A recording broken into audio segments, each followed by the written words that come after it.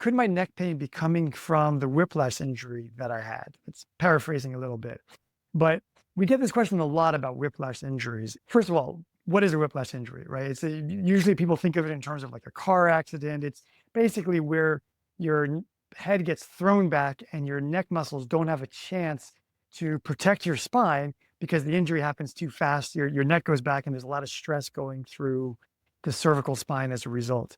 Whiplash injuries are one of the more common causes of chronic neck pain. In fact, after a whiplash injury, sometimes there'll be some neck pain, but then years later, neck pain will result again.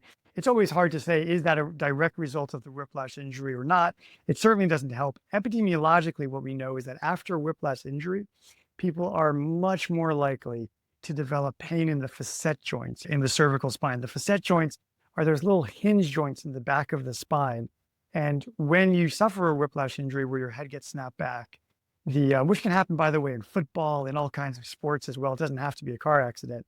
When that happens, the muscles don't have a chance to protect the spine.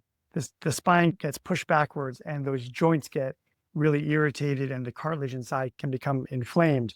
When people have chronic neck pain and there's been a history of a whiplash injury at any point in the person's life, the epidemiology of the pain coming from the facet joint is something like 80%. So having a whiplash injury is a very common cause of chronic neck pain.